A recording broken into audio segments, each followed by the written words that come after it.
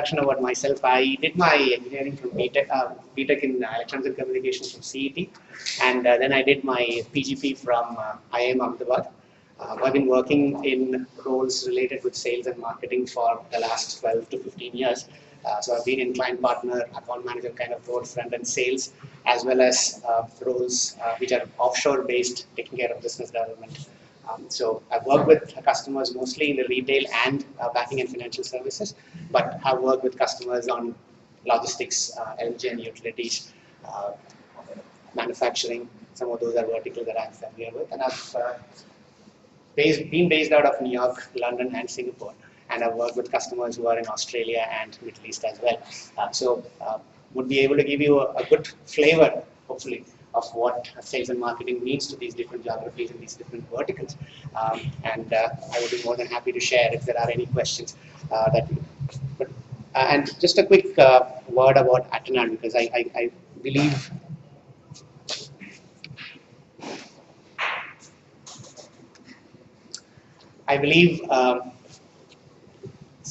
most of you would be familiar with Attinad because we were in the news very recently by being the 6th fastest growing technology company in India, according to Deloitte, for the last 3 years, based on the revenue growth.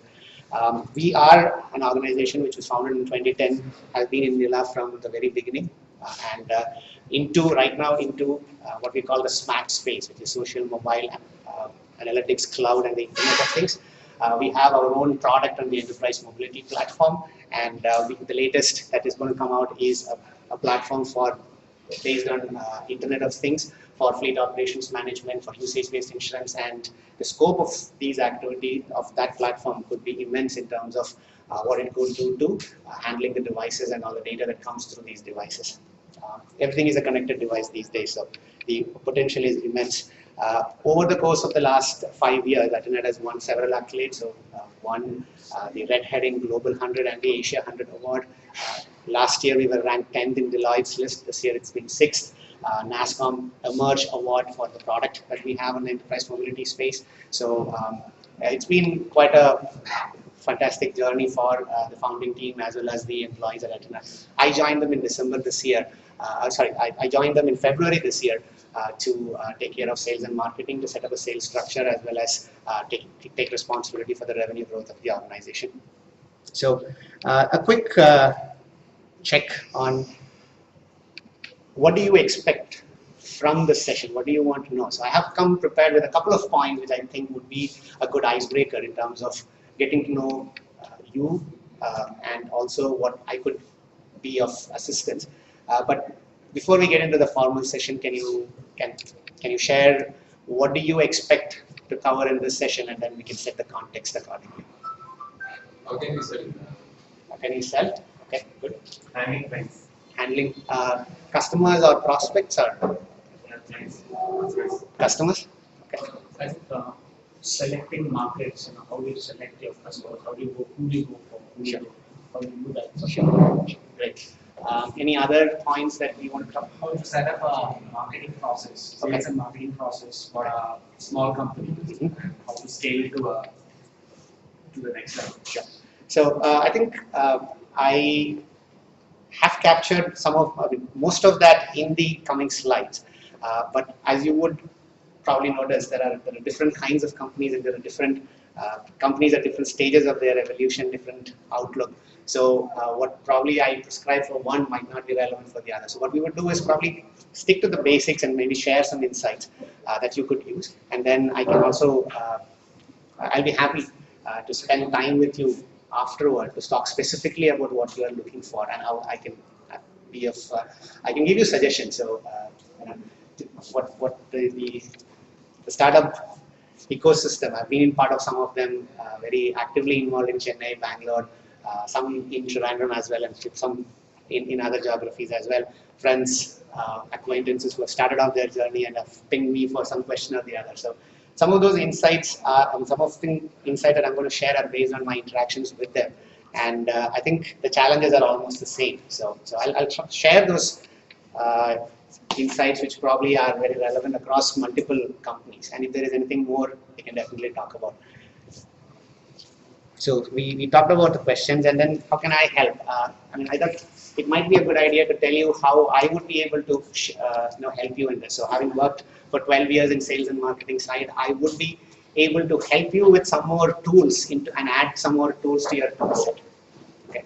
You could use me as a person to sound off your ideas, bounce off a few thoughts that you have in your mind, any challenges that you're facing, and maybe I will be able to. I'm not saying I'll be able to solve that problem immediately, because I have worked mostly with those large organizations which have a big infrastructure, so to say, about sales, marketing, different elements, different components of that, and there are multiple people involved in each of those. So the support structure that exists in those organizations is probably, I would say, a bit pampering compared to what you have in this setup.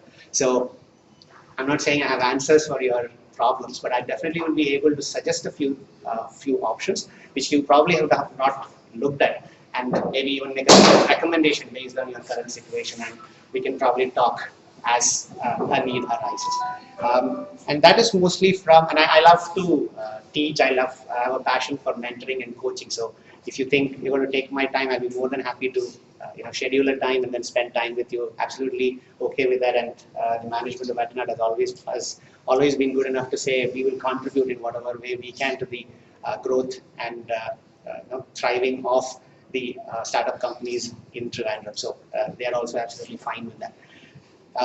From a short-term perspective, yes, I'll be able to help you with some of the challenges that you're facing.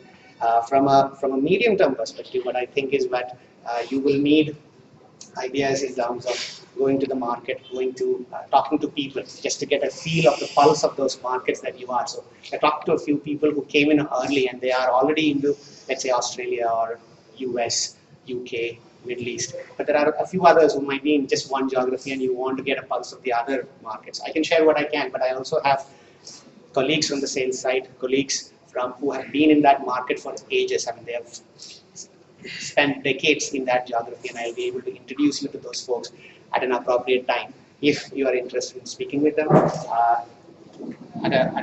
So that is understanding the market, maybe getting introduced to people. So if you know that some introduction can be made through LinkedIn, I'll be more than happy to introduce you to people who you need to be connected with, either as subject matter experts or as decision makers, whatever it is, I'll be more than happy to do.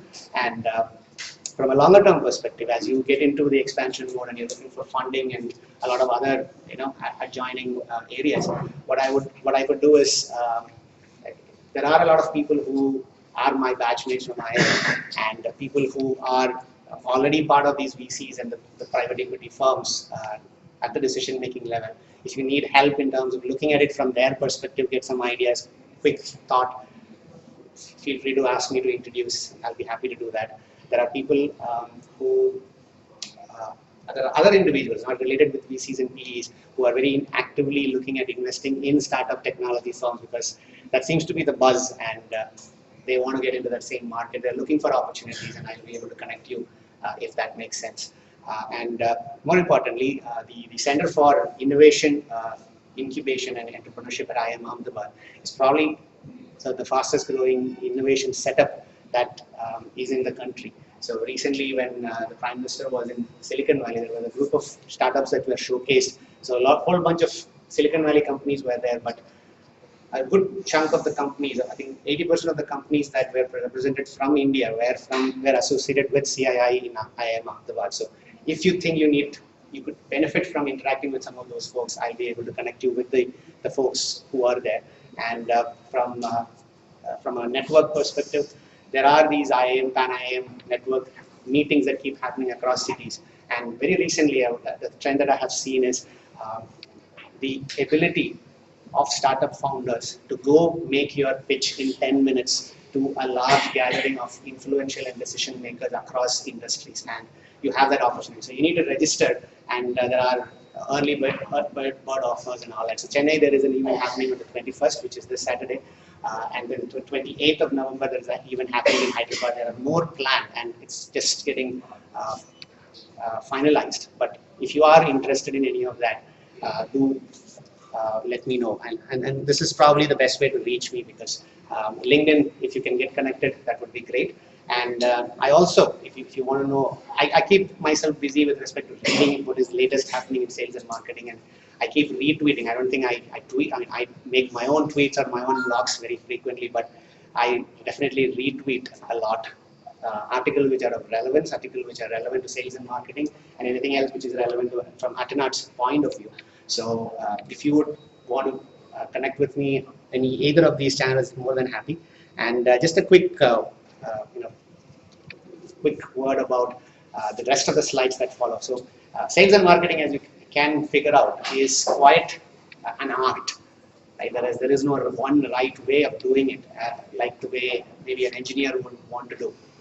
There are many options. There are many different ways of doing the same thing. So what's successful in one situation might not be very successful in the other, in a different scenario. So what I would want to help you understand is a couple of things that are very relevant that you need to be knowing. I mean, it's quite common sense. Once you hear it, it might seem this is quite obvious, so why do we have to talk about it? But when we get into the heat of the moment, we suddenly forget some of those elementary things, and therefore the growth gets stunted because of that.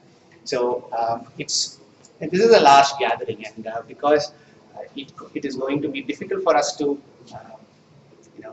share ideas without a frame of reference, I thought I'll provide a frame of reference, and it's a company called Sales Benchmark Index. They are foremost in talking about what their policy, what their processes are, how do they go about doing sales and marketing. If you want to follow them on Twitter, they are at making the number.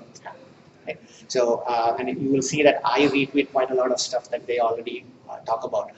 And they have very recently come up with something called Making Your Number in 2016. So this is for most of the US companies who have a calendar year as the financial year. So the planning starts way ahead. In the end of Q2 is when they start planning for the next year, and they've already come up with this book. It's a around 220-page document, and it's more of a workshop material. So it's only questions followed by spaces, small spaces to write the answer, and that runs into 200 pages. So you can imagine how involved the process can be, and that is usually used by companies which are quite large and quite structured in terms of having these different departments and divisions that we will get into. But what I want you to realize is that even though as founders of startups or as one of the co-founders, you are wearing many hats, and when you combine these hats, it's okay to combine those hats, but then you need to realize that each hat has its own responsibility, and therefore you need to make sure, and probably nobody will question you within the organization because you are the be-all and the end-all of that organization. But you need to realize that you are wearing multiple hats, and as long as you understand that and you are willing to you're willing to take off a couple of hats and wear one hat at a time and look at it from the perspective that we need from a sales and marketing angle. I mean, if you can do that, that would be very, very helpful for you to chart out your course of action. Communicate that to the rest of the team so that it becomes much easier for them to understand where you want to go and then work along those lines. Otherwise, a lot of confusion, a lot of chaos ensues, and you probably are losing precious time and money sorting things out because of a lack of proper communication and proper strategy. Okay, so that's the sales benchmark index that I talked about. So I talked about a couple of things that I had in mind based on my interaction with a lot of these startup founders who half-hearted founders working on an idea.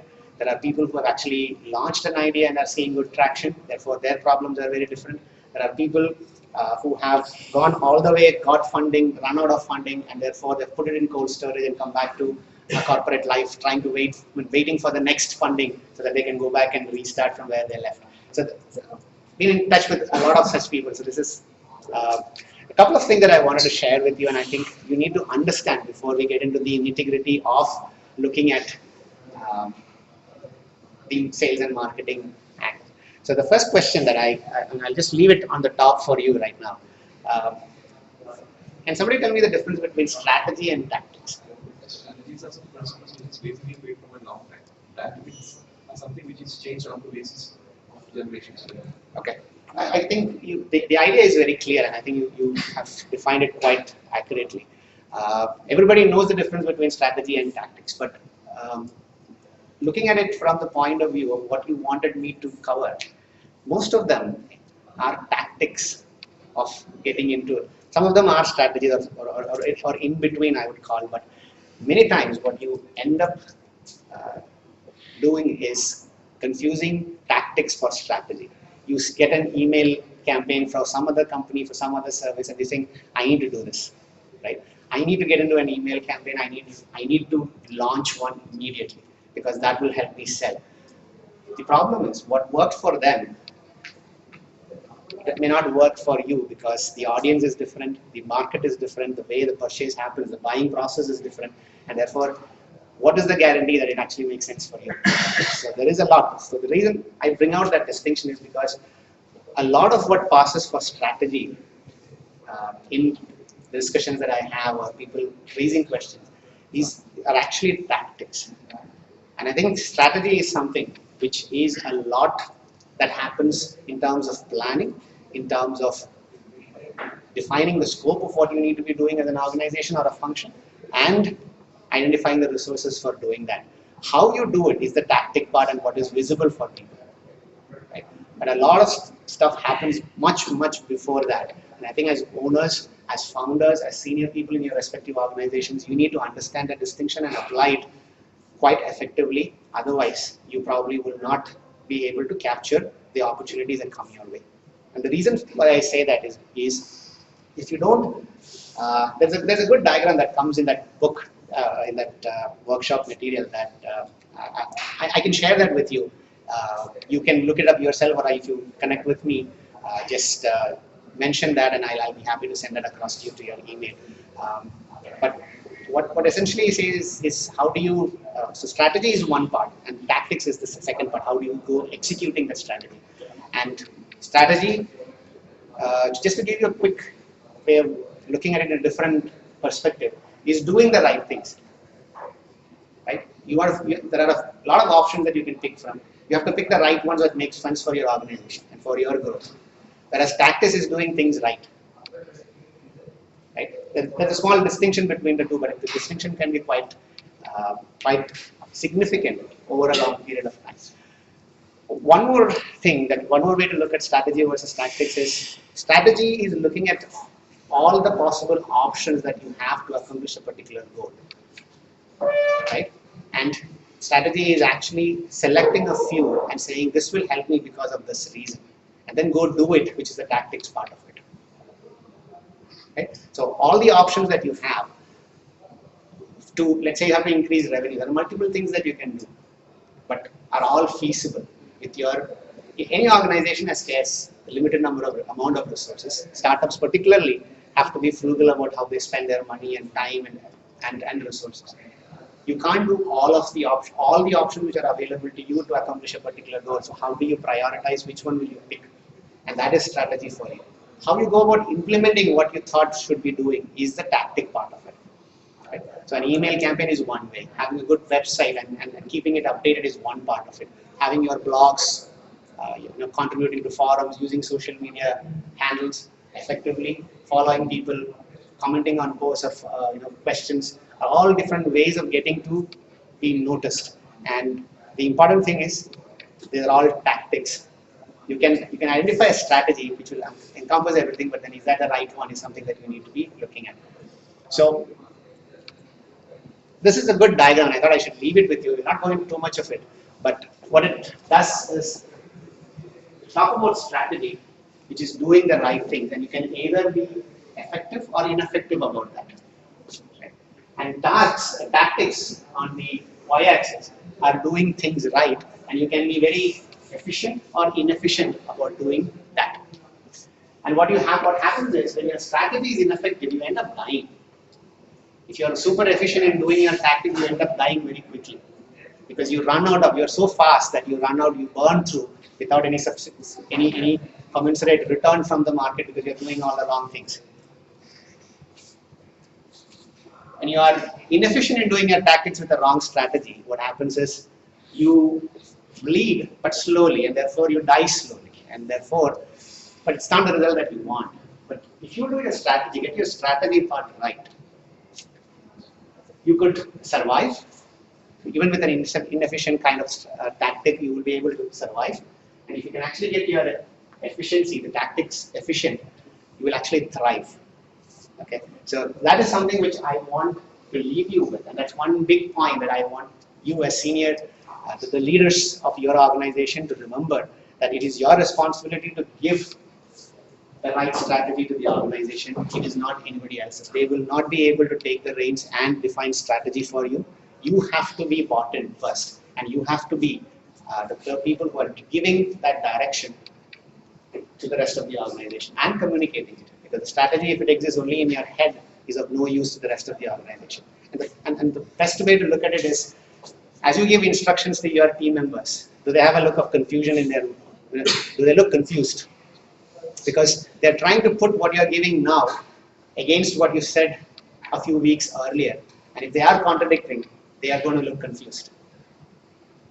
But if you have that strategy already defined and then say that, okay, this is a special case that you need to handle differently, then they would be able to relate to it and then say, okay, we are moving towards the same direction, but taking a different path to accommodate this particular situation, and therefore it is absolutely fine to do it in a different way for this particular scenario. But we will eventually, because this is an exception, but when the normal situation arises, comes back, we will go back into our earlier things. So it becomes easy for others to understand where you are going and come along with you.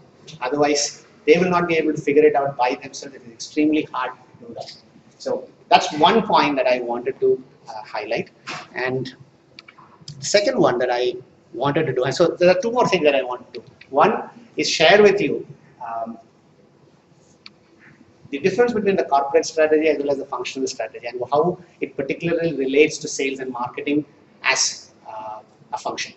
Okay. The third is, given some of the feedback that I received from some of the participants, I went back and looked at how could you jumpstart your sales and marketing without much of an incremental cash flow.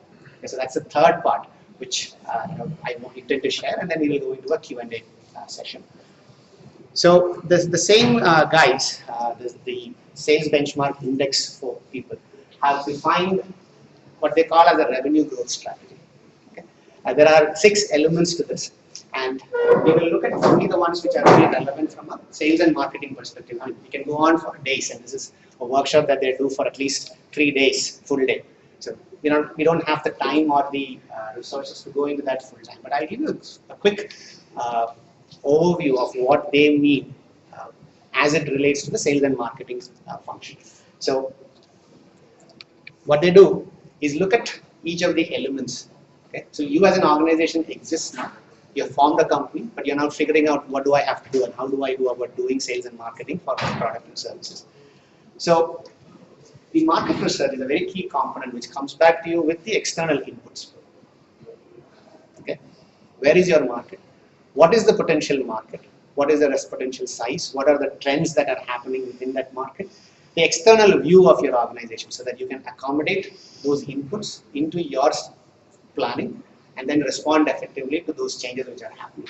So if you understand that market research once, go develop a product without looking at it ever again. By the time you come back with a product, which might be 6 months, a year, or maybe 2 years down the line, the whole market may have moved to a completely different area, and what you brought to the market would be left useless. Nobody buys. So it is a very structured process that needs to happen between market research. How do you get that input? And there are multiple ways of doing that. As the size of the company grows, there are many more dollars spent on market research, doing it effectively and efficiently. But when you start off, there are still ways of doing it right and understanding where the market is going and how it is changing. Corporate strategy, I think everybody when they start off has a corporate strategy. So at least in some form or fashion it exists. So the minimum that you will find is a mission statement, a vision statement, and values. So you will have it all nicely printed on the walls and left there, and then it's the housekeeping staff that keeps looking at it every week or so. Nobody else looks at it ever, right? So I mean that's the reality in so many places, which is unfortunate. And there are many other components of corporate strategy also that we need to be taking into account to from a sales and marketing perspective, because that is what will guide the rest of the functions. The remaining 4 functions that you will find over here have a direct bearing on the corporate strategy, and they take direction from the corporate strategy. And again, these are functional heads that you will have within your organization at some point or the other. Now, as the corporate strategy is owned by the CEO. There is no doubt about it. You are ultimately responsible for, the CEO is ultimately responsible for the corporate strategy. And you need to have very clearly defined components, not way beyond these 3 things of mission, vision, and value, but different scenarios already tackled, and your instructions, your direction is very clear to the rest of the organization, so that the functional heads for the remaining 4 would be able to act when they are faced with they don't have to come with a choice. They can decide what is appropriate and move forward rather than coming back to the CEO or the founding team for every small decision that needs to be taken. And the product strategy is very important, the talent strategy is very important, but for today's purposes, we will not go into the details of that. They have a bearing on marketing and sales, but that's something which we will cover along with how it is seen from a marketing and sales perspective. So we'll not go into the depth of it, but the other 4 we'll try to cover in as much in a little more detail. So I think, how many of you have had software development background from the past? Okay, so I don't know if this picture makes sense to the rest of you, but this is the typical CMM level 5 model, the different models, and these guys have also come up with something from a sales and marketing perspective. These are the different levels, and the names are almost the same. So the way they look at it is, at the first level of the maturity, the revenue, the growth maturity model, you have a corporate strategy in some fashion or other, and it's typically when it's one individual or a group of 2 or 3 people who handle everything, and therefore, by virtue of discussing this so frequently, you have a fairly decent understanding of what corporate strategy is. But then the functional strategies don't exist at all, because it's the same people doing multiple things, and you think you are doing the right thing by adopting something or the other in each of the other areas. It could be product, it could be marketing, it could be sales, it could be talent. You go about your own ways of doing it, but unfortunately there is nothing that is defined for each of those functional areas. Right? In the second stage, what happens is you have those functional areas clearly marked out. Maybe there are people who have been brought in from outside who take care of those individual areas, but the strategy is defined for each of those functional areas, but nothing beyond. So it's mostly the functional head and the CEO who talk about this function, and it's not even clearly defined within that function what they will go about doing, how they should be going to do sales, marketing, product development, or even getting the right talent into the organization. At the implemented stage, what typically happens is you have these functional strategies which are clearly defined and implemented within that silo. So sales absolutely knows what they should be doing, how they should be going to do it, and how they're going to make their number. Within sales, everything is fine. Marketing also thinks they know everything that they need to make accomplish their goals. Okay? So the silos for each of those functional areas are very clearly defined, but they are often acting at cross purposes. Okay? In the managed phase, what happens is these silos actually start leaning on each other effectively. So what happens is each function knows what they can expect from the others and what they expect from that particular function. So you have interdependencies very clearly defined. You have people working more smoothly with each other, and therefore as an organization it is more synchronized, and therefore the chances of meeting your corporate strategy are much higher. In the final phase, you are also incorporating. So by level 4, you are almost within the organization. You have you are aligned. You are aligned within the organization, but you don't know what the external market is. In the 5th level, what happens is you have the external market research also playing a key role in providing inputs about the market, what the changes are happening, are your assumptions right, are your assumptions changing, and how is that changing and how is it going to impact you? Is it opening up new opportunities or is it becoming a threat? So that's the model that they have defined. And if you want to go ahead and read it, I'll share that book with you, those who are interested, and you will have more details there. So these are the 6 elements of what they call the strategic alignment. So without all these elements working in tandem, it is very difficult for you to get your sales and marketing right. Okay? And this is purely from a sales and marketing perspective. It is not about organizational development. It's a completely different picture when you look at it from a corporate strategy development and organizational development perspective. If this is purely from a sales and marketing perspective, and you will find that there are other elements which we tend to forget. Okay, so that's another point that I want you to remember, that as corporate people who own the corporate strategy, you need to know what the rest of the organization expects from you and what the interdependencies between these. So even if you are wearing the same, it's the same individual who wears multiple hats, you need to make sure that you are doing justice to each of those individual roles that you are playing. So this is something which goes into the details of that. So I'll just quickly go through these slides. We talked about this. It helps you develop this deep understanding of your markets, the accounts, the people, the buying process within the different accounts, as well as how do your users use your tool and what problems does your product or service solve. You need to be very clear on that, otherwise how will you send that message out to the market? The sales or marketing, what message do they take to the market if you are not able to define any of these elements? You're saying that we should be clear with the mission of our company.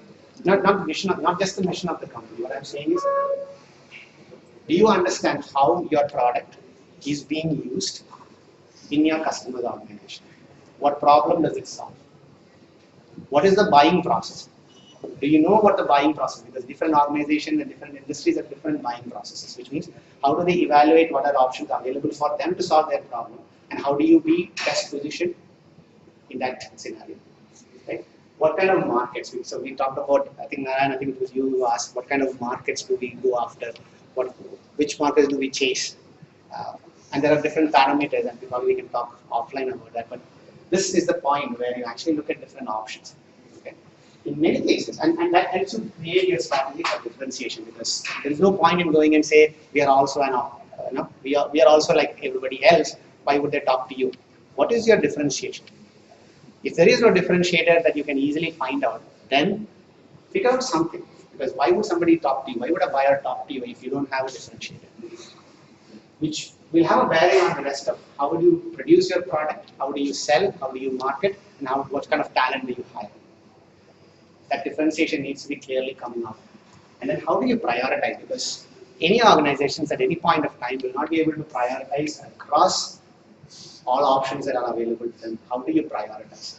And what are the elements of prioritization? Maybe you have decided that if the funding is only so much, I can only do so much in terms of marketing. Therefore, to get the best yield, I will focus only on one market for the first 6 months and see how that goes.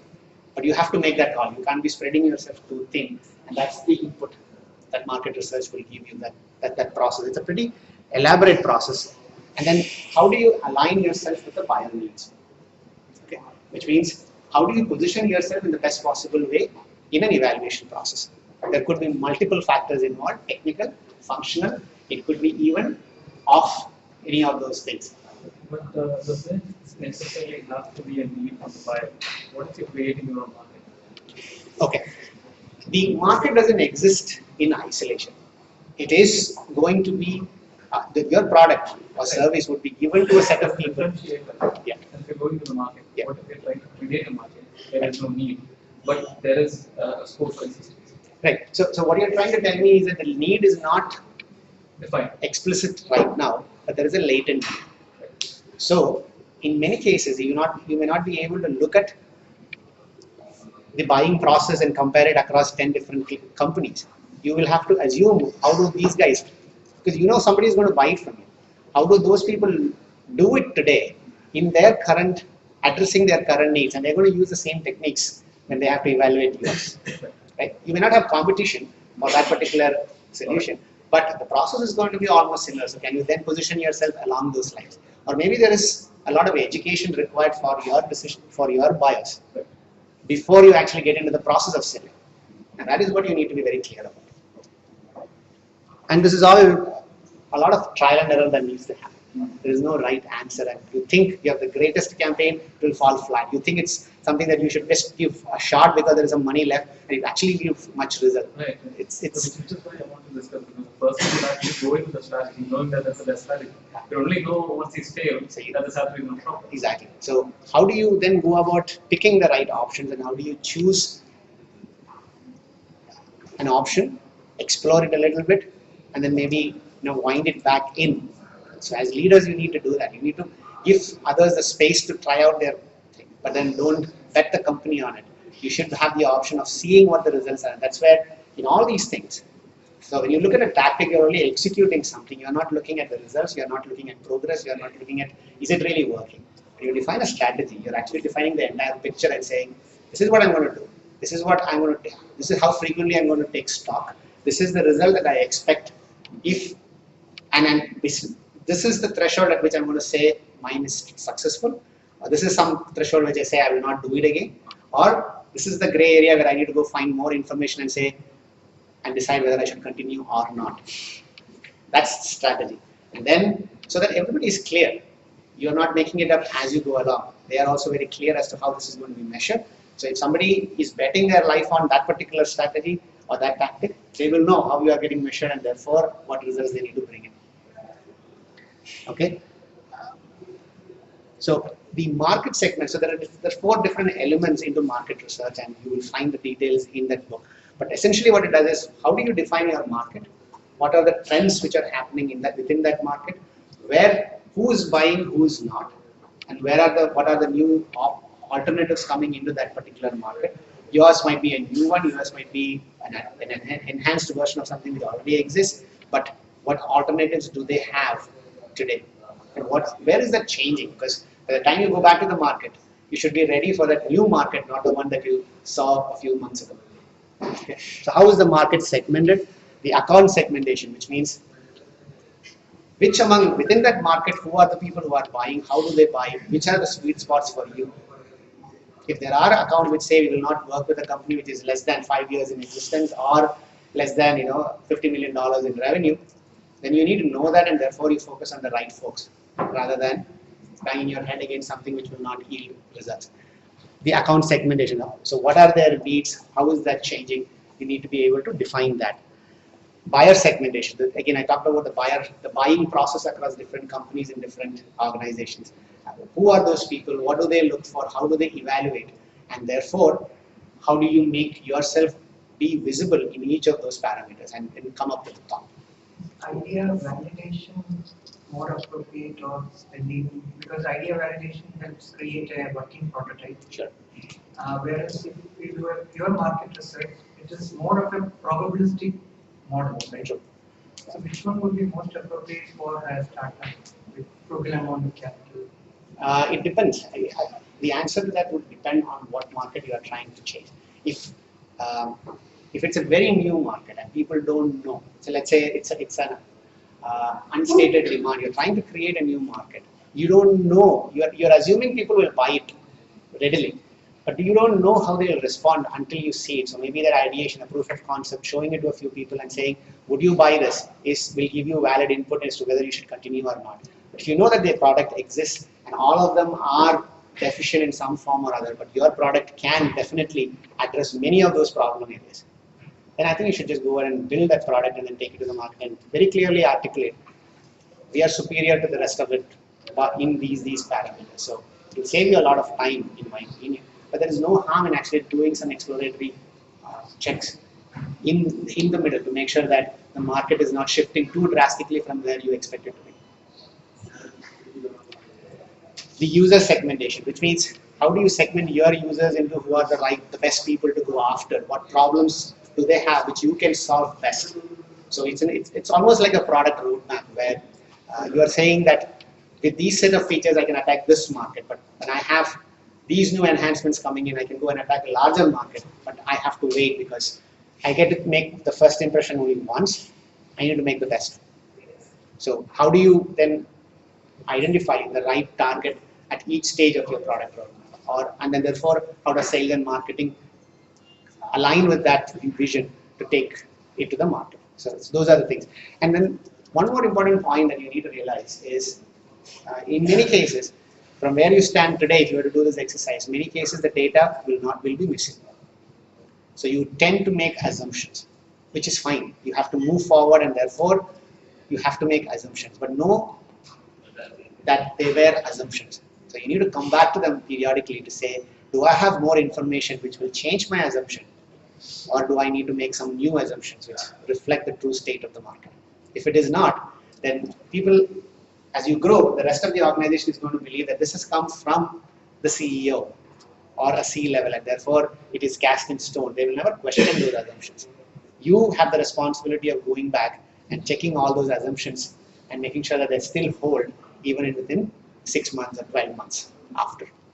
Right? And until that process happens, you probably are driving towards a very different direction than where the market is going to be. Okay, so we'll quick. How much time do we have? 12:30. Okay. We'll probably do a Q&A as well. So probably I'll target 12:30. So we have to rush through a couple of these slides. But the corporate strategy we talked about, and it is very important. People might think, well, what relevance does it have for sales and marketing?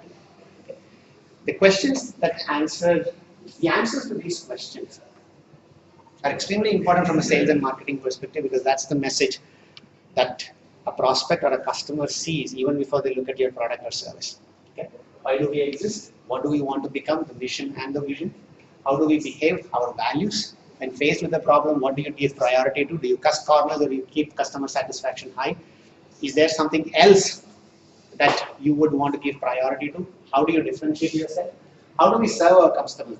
That kind of builds your brand along those lines. How do we serve our customers?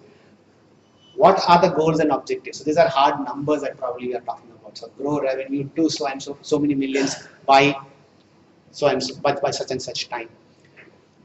And our profitability by certain percentage. Again, the last question: which markets will we operate in, will we compete in, and which ones will we not at this point in time? Tomorrow that could change, but that's a change in corporate strategy, which then needs to be articulated as a change that goes out to the rest of the organization. Okay. What are the unique selling propositions for each of those markets?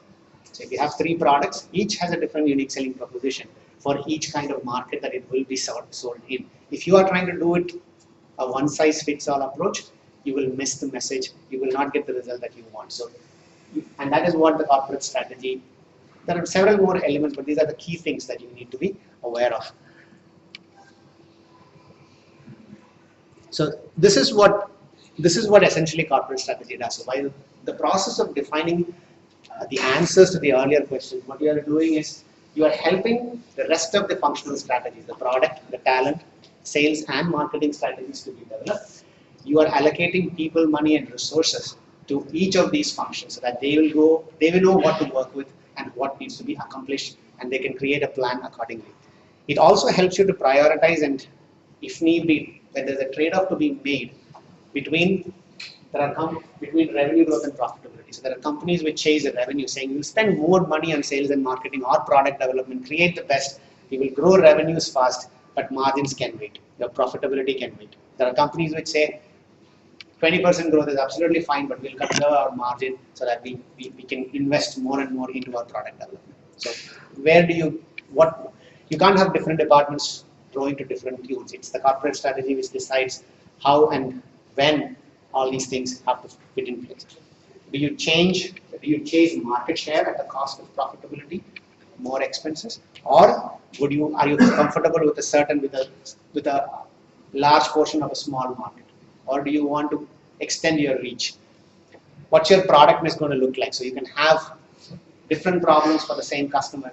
You can have multiple products that address the same. Would you focus on 1 or 2 areas, or would you try to address everything for that particular customer and for everybody? It's a question that you need. Existing businesses actually create more revenue it's easier to mine existing accounts than chase new logos, because it's always a very difficult thing to land a new customer. But there are companies who have targets of growing by so many new logos every year. Is that the one that you want to chase, or do you want to chase only the existing business, or a small portion of new logos? Let's take it as they come in. We will not going to actively focus on that. Those are decisions decisions that you have to make as part of the market strategy, which will help the different functions understand what they need to be doing. So if sales and marketing is focused entirely on acquiring new logos, the communication is quite different and targeted towards prospects, and your corporate strategy is to grow existing business, chances are that both will fail, because this corporate strategy is not going to allocate enough resources for that, and because there are no resources and targeted the wrong people, they will not be successful in meeting any of those numbers. Again, I think it's pretty straightforward. So the marketing strategy, which will help to develop the strategy for that particular function, look at the resources available, go back and implement them, and come back and report on the status of what the of that particular accomplishments. So these are the different elements that you need to take care of. At least these are the elements that need to be taken care of while you develop your marketing strategy. So how do you plan your branding? Right? What are the elements that go into it? Are you clear what the message is going out? How do you serve your customers? What kind of benefit do they get? Are you clear? What kind of campaigns do you want to plan? What is the process for executing that? What tools do you use? All these have to be defined, because it cannot be ad hoc. They need to fit together. So unless you take a very good hard look at where you are in that journey, and does marketing have, as a function, have all the elements that need to be successful, it's going to be very difficult to get anything really good out of that function. How much budget do you need? How much budget is available, and therefore what can be done using that? Let's be very clear about that upfront, rather than saying at the end of the year that we didn't do much. Did you give them enough budget? What data do you need? What's available? Where can you get the missing piece? Is it really needed? That's the plan that you need to have. How do you create content? Because today everybody talks about content marketing, which means you are adding value to the customer. You're not just talking about your product, but you're adding content. You're adding value to the customer to the content that you put out there, which means they will, irrespective of whether they buy your product or not, they will still benefit by interacting with you, by looking at the content that you're producing. So what's the frequency, what's the production process? A whole bunch of that needs to be decided. Lead management process. So if you're successful, you get inquiries back in saying, I would like to see more about what your product is, how you sell that. How do you manage that process? Do you have a process in place at least? How do you qualify before you give it to sales? How do you manage your organization structure? Who are the people required? What are the roles needed? And how do you manage agencies who have to produce some of these collateral or the content for you? How do you do marketing operations? By operations, what we mean is how do you use technology? How do you use analytics to increase the efficiency of what you do within the marketing function? Right? What tools do you have? Because each of these elements that you talked about, if you go look for them, you will have n number of tools which are available for each of those functions. So which ones will you use, and which ones will you want to do in-house? Right? Similarly, just rushing through this, I'll talk about the elements in the next slide, but it sets the strategy for the sales direction, and it tries to optimize the whole revenue objective accomplishment. Because you give sales guys $1 million, they'll come back and ask you for 2 million, because that's how they can go around and say that they'll accomplish the results. How do you optimize that particular process? How do you make sure that they are doing the best with the available resources? It's obviously very closely linked to the marketing strategy, but product also plays a very key role, because what they effectively sell, what they sell is effectively a reflection of how good the product is and what value does it add to the customer. In many cases, people end up doing all these steps, but maybe out of sequence, or not doing justice to pieces of it, which results in a faulty strategy. So be aware of that. And the elements that you want to keep looking at are, I'll just bring out the whole thing. So maybe as a startup, you may not have all these elements sorted out yet, But if you have those elements already in mind, as you go bigger, you will be able to incorporate them. As you get more team members into different functions, you will be able to give them more responsibilities very clearly articulated, so that their areas of responsibility are very clear to them, as well as you know what to expect out of them and what you need to provide or you need to bring into that whole process. So sales planning is actually talking about if there is a top line number that we need to meet at the end of a particular period, how do we break it down into different components of your product or service mix, our different territories, the whole planning process associated with that. Again, you need data to make sure that you're making the right decisions. How do you identify gaps and address them? Prospecting. Prospecting is essentially filling your pipeline with opportunities. So how do you go about doing that? That's a very critical piece. So how do you market? That was a question that was asked.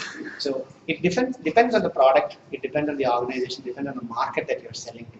So maybe that's a conversation that we can have specific to your need. What is the process? So as you grow, you are going to have multiple salespeople, and each will have a different idea of how the sales process should go. How do you define a process for the organization so that people know when a particular stage of the sales process is done and what are the questions that they need to answer clearly before they move to the next stage? Because if you call any sales guy at random and they will say this opportunity is at the negotiation stage, 90% probability. Whereas the actual opportunity, when the opportunity gets transferred to another sales guy, they go do the digging around and figure out it's actually a 20% chance, or maybe even less than that. They tend to be a little more optimistic than what it really should be. But how do you define that process so that it's consistently understood and complied with across the organization? The sales structure, how do you define what kind of talent do you need to bring in, and what is the compensation plan that you need to have, because you are competitive and you get the best results. How do you optimize channels? How do you design your territory? These are things which people are very sensitive about the region that they handle and the customers within that, and they will not allow anybody else to come in and do. But how do you define the category depending on the skill of the person as well as their experience level and the sales revenue that they need to bring in? How do you set the quota? What parameters do you use? So you need to be clear and you need to be. So these are elements that you need to have very clearly articulated in your mind, at least in your planning stage, at least, so that it avoids a lot of confusion. How do you enable sales? Which means how do you get the right collateral to the right person in the sales team at the right time? How do you enable that process of supporting them? How do you manage your forecast? How do you manage your pipeline? These are very key elements of making sure that you're successful from a sales perspective. And then how do you have operations, which is again using technology and analytics to increase the efficiency of the sales process. And how do you have sales support, which means if you need additional resources, if you need additional bandwidth from a sales perspective, you identify new opportunities which were never known at the process, at the planning stage, at the strategy stage. How do you go back and get that resources? That's again the right process to get into. And this is something which I thought would be of most relevance to you, to this group, which is startups. How do you do sales and marketing? Different techniques that you could probably look at, because I'm not sure if you are doing so. As I bring it up, if you are already doing it, please raise your hand so that we get a feel of how many of you are actually working on different things. And I thought it might. Yeah, I think everybody is doing sales and marketing, but the different elements of that as they come along, if you could raise your hands. You could register in many of these advisory sites. So the sites are, they market their website. This advisory folks would market their website. You register with them, and when there is an inquiry, their associates would call up the person who is making an inquiry, validate your requirement, and then channel that lead out. Right? So there is one person. There is something called technologyadvice.com. So if you go to that website, you will find that there are multiple areas. So it'll ask you a question: what is your problem area? So if you say enterprise mobility, it will give you a whole bunch of people. So it will collect more information from you as to what is that need and what is the thing that you're going to sell. What's your budget? What time frame are you looking at? Any other information that you can share. They will call you up and ask a lot more questions. They will validate, they will qualify that with that particular person, and then pass on the lead to whoever is registered within that particular category. And in many cases, what we have observed is that it's free. Until you get a lead, there is no, you just have to register it with them. And then they will pass on the lead and then will bill you. Because they do not have a control over how successfully you close the deal. The lead is what they can give you. How approximately expensive is the lead? So some of the technology advice, for instance, they kind of go by the number of people in the target organization. So the maximum that they charge is $500 per lead, but as the number, and it's probably 5,000 people and above. But if the numbers are less than that, it could be even less than $500. So that mostly in the US, mostly. I have not done enough research on that, but it's something which you could do. There is something called G2 Crowd, if I'm not G2 Crowd, which also does the same kind of advisory service. So not really the third-party advisors like Celent or Allsbridge or TPI.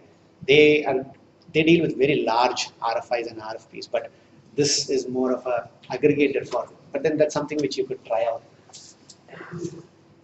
How many of you effectively use your social media to send out your point of view, participate in forums? I saw 2 or 3 hands go up, so 4, 5.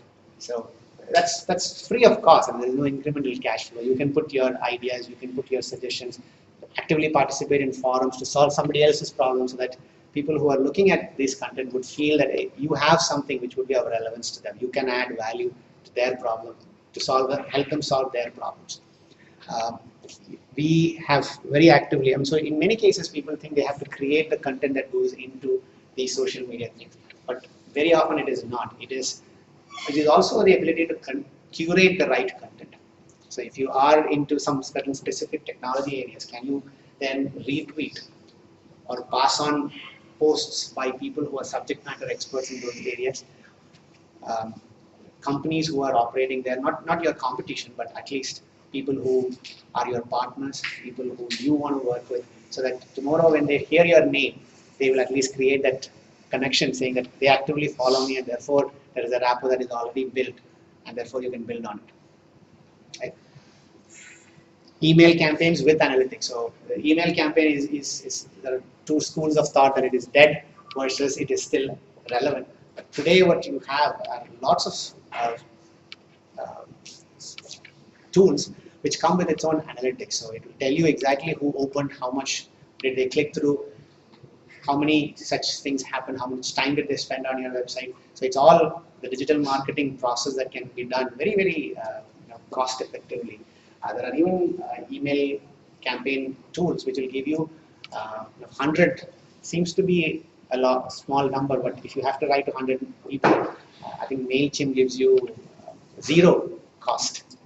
Tool, so that when you grow your business, you will be hooked onto them and you'll start paying. That's obviously the idea, but it's a good starting point for folks who are starting content marketing. So we talked about social media, the point of view, the forums, etc. earlier, but content marketing is essentially putting out reports out there, reports on good, valuable content which has been created with a lot of effort, right? Some care and some effort.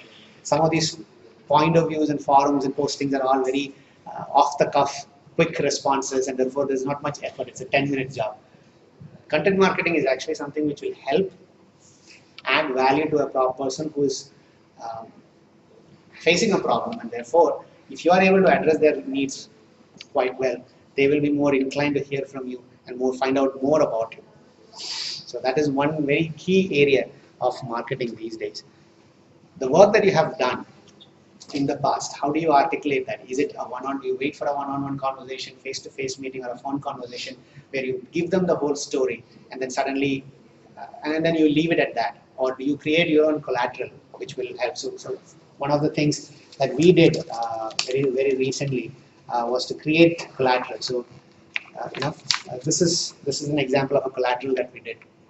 Talks about, it's a simple case study. It talks about the client, who the client is, as in maybe not mentioning the name per se, but what industry and what's their size and what's the scope of operations, what the specific problem that they talked about, what did we do as a company to solve their problem, and how did they benefit because of that solution. Very simple, very straightforward, but yes, it takes a lot of effort to create this content, create the content as well as get it designed and get it in this form. But when you hand it over to them, there are many people who have said it looks very professional, and therefore it kind of lingers in their mind when they associate that with you. It's very easy to talk about a story, but it doesn't stay much. If you can give a collateral, if you can create your own business collateral, case studies, and share it with them, it creates a lot more. And it doesn't cost much either. There are lead generation sources and data sources that you will need, and so it's not going to be free, but there are sources out there which will help you zero in on the right target segments, the companies, the contacts within your the core area that you would want to focus on, and it all depends on how well you define your target market and who do you want to go, which market do you want to attack first. That clarity will help you zero down on a very small set and then try out different methods that we have over here. On the right, you are going to find some more elements which are not necessarily free of cost or cheap, but these are some things which actually have created a lot of result in the past. My personal experience is that it creates a lot of value participating in some of the marketing events and conferences. There is probably an entry fee, a delegate fee, but it actually helps you meet with people who are in a frame of mind to understand more ideas. You're not trying to disturb them at their work. They've already planned to be here. They are with an open mind. They are looking for new ideas. They are looking for ideas to take back to work. And therefore, you will have a better chance of connecting with them and telling them how your product or service will be able to add value to what they have to accomplish at work. Right? They are not getting distracted because of phone calls or emails or any other thing because they are at work. They are in a different setting altogether, and it creates a very different dynamic when you think about connecting with people. Speaker opportunities. It doesn't necessarily have to be a paid speaker opportunity, whereas marketing events and conferences, when you are a sponsor, will give you a speaking opportunity of at least 10 minutes, 15 minutes, depending on what the event is. But try to look for opportunities which will help you put your personal brand as well as your company's brand up on the stage, and people will connect with you and people will relate with you. So when you talk about problems that you have solved and people have similar problems in the audience, they're going to come talk to you as to how you did that, and therefore you're connecting with the decision makers and the influencers in a more effective way. You can try sponsoring events at a later stage when you have the funds to do that. There is no harm in trying to look for a video channel as well. A well-executed video would definitely create a lot more impression than what you have on a content or a business case, which they have to actually take the effort to read. Here, you just play it and they'll get to see you in action, talk more about your company, your product, your services, and they'll be more receptive because today everything is on video. Analysts like Gartner and Forrester, very, very expensive, but there could be very creative ways of getting into their attention as to if it is a new product, if it's a new market that you're trying to identify, if you can connect with them. They all have social media profiles, keep posting stuff out there. Can you follow them? Can you ask them relevant questions? Can you create a vibe which will tell them that, okay, you are somebody to be noticed and you are somebody to be recognized because you're not the run-of-the-mill category. Can you create the personal rapport with them so that they will help you with some ideas, some suggestions, or maybe even give you a lead? Third-party advisors are formal organizations who handle the RFIs and the request for information, the request for proposal processes for the large organizations. They also help them evaluate the responses that come back. So you have organizations like, and these are all large organizations. So probably for a later reference, you could use some of these names like Celent, Allsbridge, TPI, and a whole host of others who I can find out for you and I can share the details. But what I'm trying to say is, sitting out here, you definitely have the opportunity to create a brand, create marketing opportunities, as well as the ability to sell to the right person. If you are very clear about who do you want to target. So there is a lot of trial and error involved, and I'll tell you a quick example of what we are trying to do. So I talked about my experience working with some of the startups, and one of the things that I'm working on very currently is an education startup on aptitude training. So it's on Facebook right now, and we are trying to increase the number of likes for that particular page. And we did everything that we could in terms of reaching out to people through email, and we kind of got it to 1100, and it kind of got stuck there for a long time. Meaning, we've been up for around 3 months now. So 2, 3 weeks or 4 weeks is actually a long time in that perspective. So we're looking at different options. There are paid advertisements within Facebook, different things that could happen. But then we reviewed all that, and then we said, let's hold on, let's run the email campaigns by ourselves some more time, and then let's see what happens. No results. It so happened that one of the other guys that we talked to said, try the Facebook ads, it actually makes a lot of sense. So even though we had evaluated it and kept it aside, we said, okay, since somebody is recommending it, let's go ahead and do it. And we probably thought one like, would on average cost around 6 rupees per like. Right? The averages seem to be like that. We ran it for a week, and the average cost, what we got was around 1.5 rupees per like. So it actually did 4 times better than what we were anticipating, and we have continued that exercise. So from 1100, it's now close to 2400 in a matter of just 1.5 weeks. So if your goal was to increase the number of likes, a very simple investment that we made in that particular context has yielded us much higher results than what we were anticipating. So in many cases, it is evaluating something and then, okay, probably putting it off for a week to just get your head wrapped around that a little more. But it is also talking to somebody and saying, what do you think I should be doing? And then maybe following the recommendation and trying out a thing. We didn't spend a whole lot of money over that. It's just a very small amount that we spent, but we've seen the results. So we're actually thinking of extending that for a period of time to use up a lot more of our whatever was earmarked for sales and marketing. Not sales really, it's just marketing right now. But the dream is planning to do it that way. So, that brings me to the end of the slides that I have, and we'll be more than happy to take any questions that you might have. So normally the clients ask you that a product is not there in the market, people are not known about it. You can just take the example of Red Bull. You just come to the market and people are not aware about the initiative. So mostly they just come with the market. And for this process, we just go for the direct marketing, or it should be probably go for the online marketing. It should be the most profitable. Like direct marketing is going directly to the customers, based on customers. Okay. So it depends on what channels your end customer, your target audience is using. If you're looking at the cities and the metropolitan and Tier 1 cities, a lot of people were connected on the digital side. Simply, I will tell you, and so mostly, I just want to give a platform for like, you just know about the sweet manufacturing companies where pinpoints where, for example, the Haldiram is there. They just used to have an online platform of their own.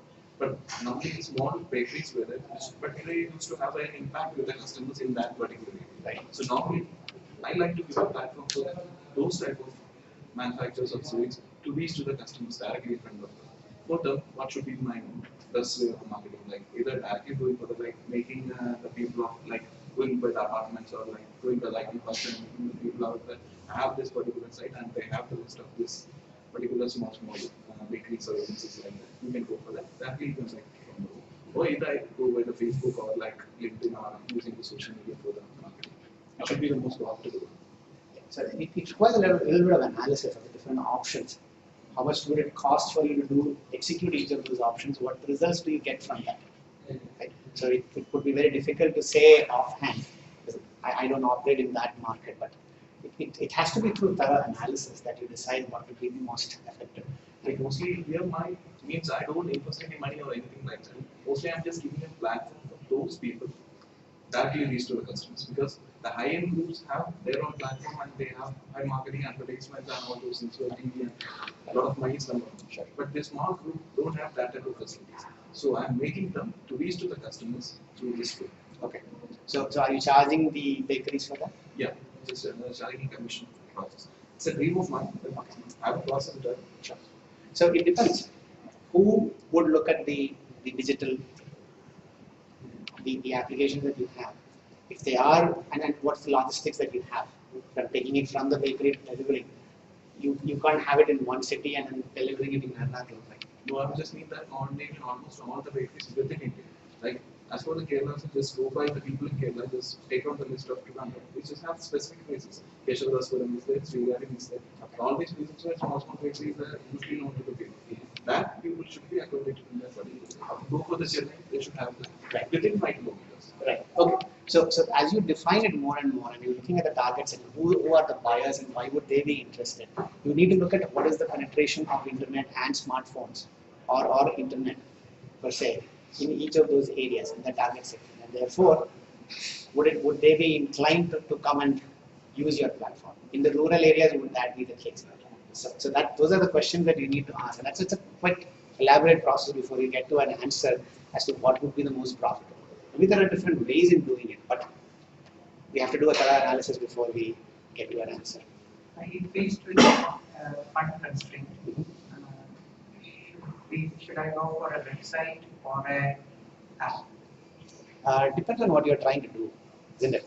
But in general, it seems now e-commerce companies, there's a trend that Myntra's stock web presence. Ola, I think it is totally app-based. Yeah. But Flipkart came up with an innovative solution in which the app resembles more like a web-based website.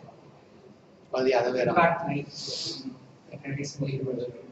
Yeah. So it depends on how do you build that credibility. All these people that you mentioned probably spend a lot in terms of branding to build that brand name. So the actual channel could be trust on your customer and they will still take it. Is that the case with you and your product?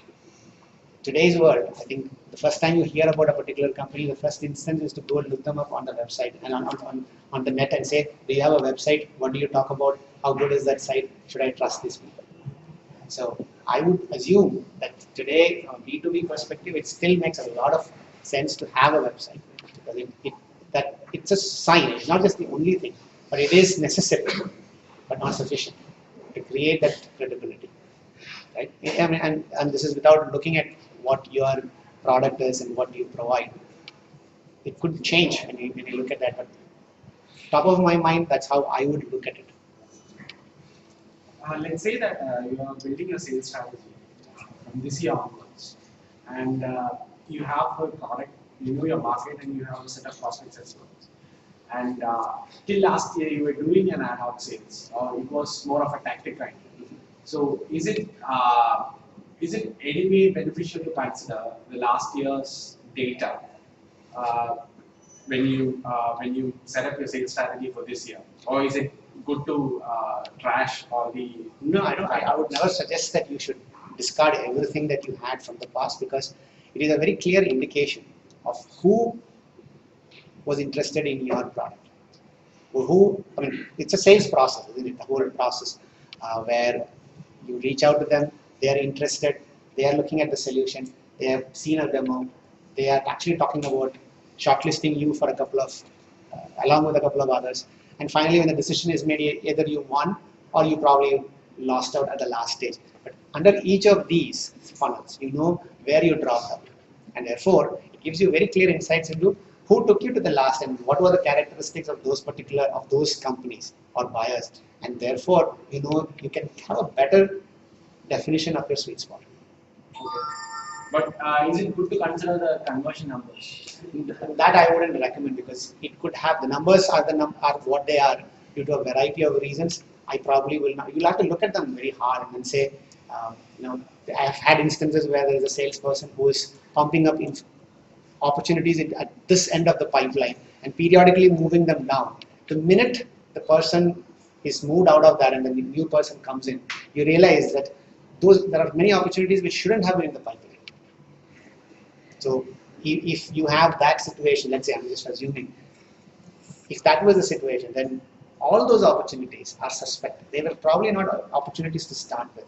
So does that mean that you shouldn't be chasing any of those or you have a very high dropout rate after this? It could mislead you into taking direction, into taking decisions which are not accurate. It doesn't reflect the situation. So you need to be a little careful about how you use the past data. But I would say there could be still very valuable information sitting there, but you need to take it in the right context.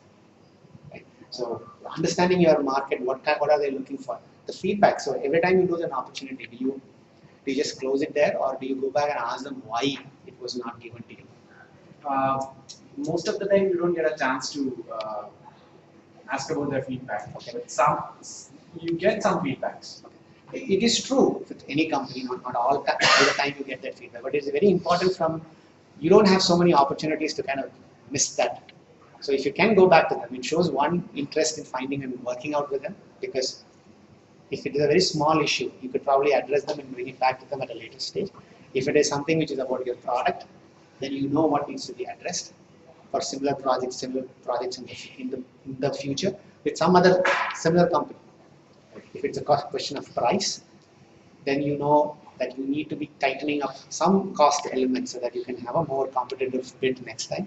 If it is a question about quality or the UI, right, you know that you need to invest a lot more money in getting that up and running and comparing it with the best in the industry, because that's a key factor in their decision-making process.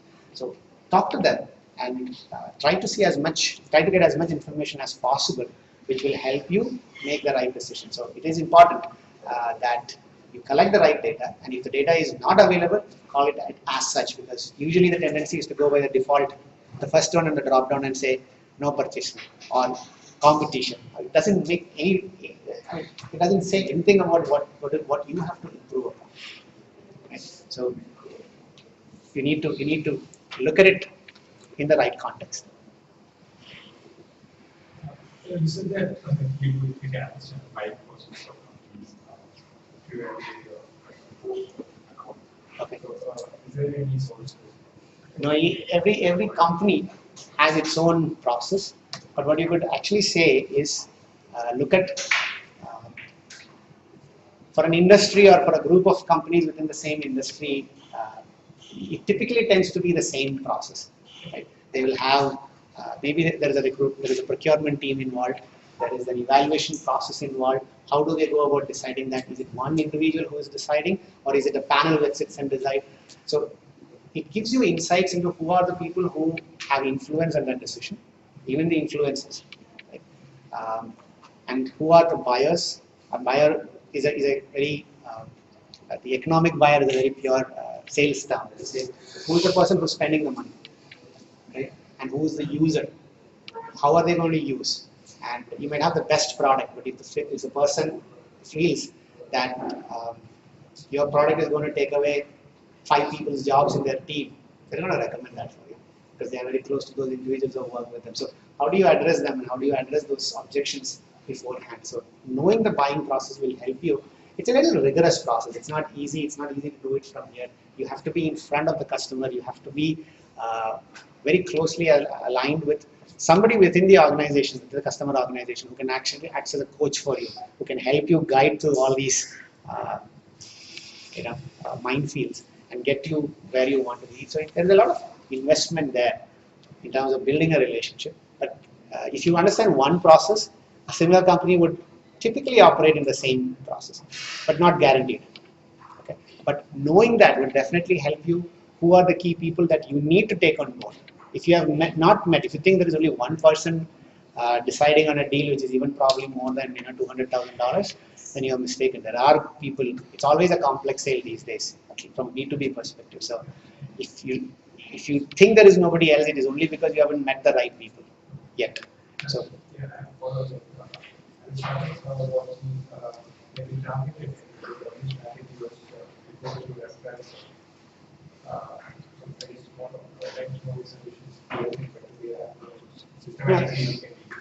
So that's definitely the easiest and the best way as somebody who's just starting off. That's probably the best way to build that credibility, because references from somebody who has worked with you or a customer of yours is definitely the best way to get it done, started.